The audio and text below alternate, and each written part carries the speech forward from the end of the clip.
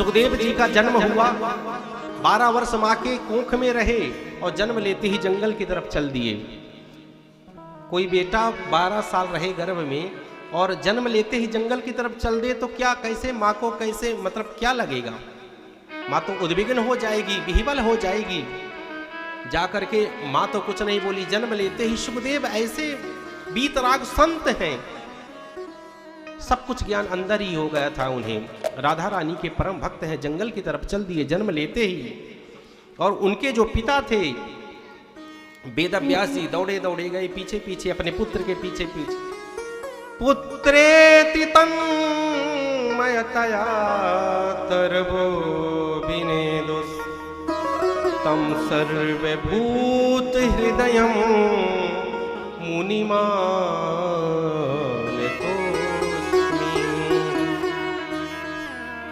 बेटा बेटा रुको, पुत्रेति पुत्रेति, हे पुत्र रुको, हे सुखदेव रुको, अभी तो तुम्हारा जन्म हुआ है, अभी अभी तुम मां के गर्भ से बाहर आए हो और कहां चल दिए? जंगल की तरफ।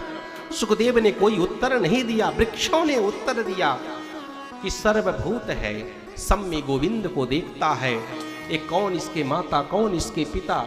ये तो सब में ईश्वर को देखता है। ईशावासमिदं सर्वं यत्किंचित् जगत्याम जगत, सब में ईश्वर को देखता। भक्त की दृष्टि पता है कैसी होती है?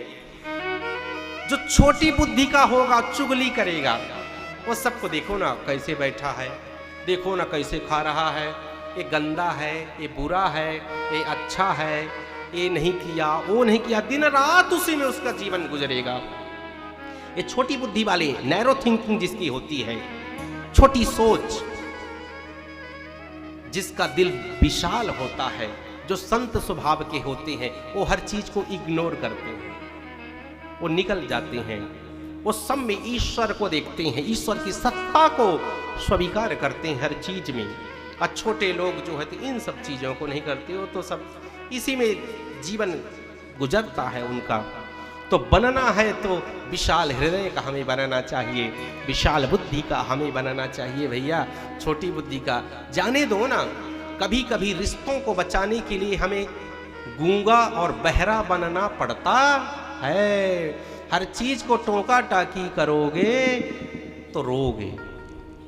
कभी कभी जानबूझ के देख रहे हो कि ये गलती कर रहा है, रिश्ता बचाना है तो इग्नोर करना पड़ेगा। इग्नोर को भी स्वीकार करना पड़ेगा। चले जाओ, छोड़ दो, बहुत जरूरी है तभी बोलिए, और ऐसा बोलिए कि सब सुने, आपकी बात को सुने। जो बकबक करता है, जो हमेशा बोलता है, बहुत ज्यादा बोलता है, उसकी कोई नहीं सुनता।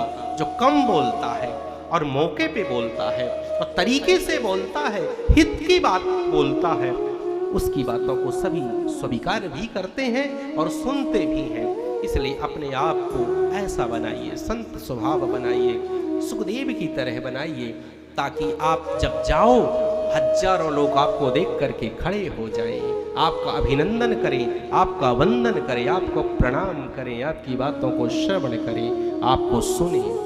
ऐसे आपके व्यक्तित्व को, आपकी क्रिएटिविटी ऐसी होनी चाहिए, आपका उच्चादर्श ऐसे होने चाहिए कि सब आपको सुनने के लिए मजबूर हो जाएं। बंधु, सुखदेव जी नहीं लौटे।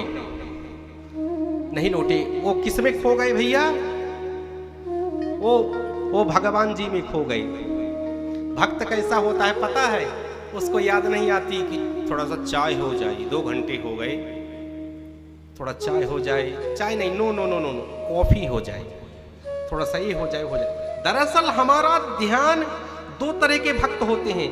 एक तो कहते हैं कि चलो भैया अब कथा हो रही, अपने हैं तो कथा को सुन लें। एक ऐसे होते हैं कि मेरा सौभाग्य है कि मैं यहां आया। सुनने के लिए मत सुनो। एक मनोरंजन की कथा नहीं है, ये आत्मरंजन की कथा है। क्या है? ये आत्मरंजन की कथा है।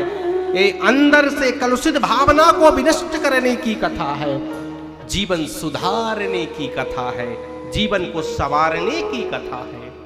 ये मनोरंजन की कथा नहीं